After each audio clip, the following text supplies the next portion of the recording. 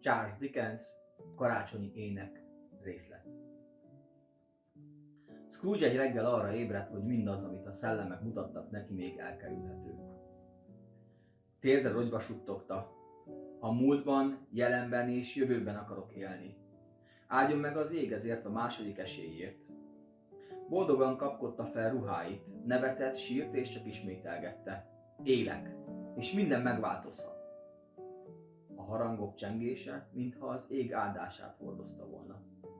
Az ablakhoz rohant, kitárta, és örömmel kiáltott le a kinti kisfiúnak: milyen nap van ma? Karácsony első napja. Scrooge szíve megtelt fénnyel.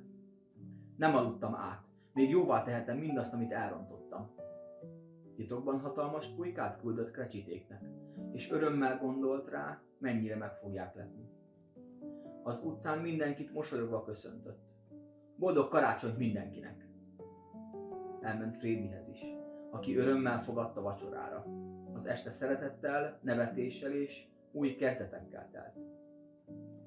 Másnap Scrooge korán érkezett az irodába, és mikor Bobby Cratchit elkésett, csak annyit mondott: boldog karácsony, Bobby!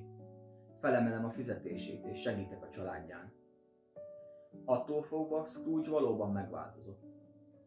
Szeretetet vitt mindenhová, és mindenki tudta róla, hogy szíve megtelt fénnyel. Ahogyan kicsi Tibi mondaná: a jóisten áldása legyen mindnyájunkon.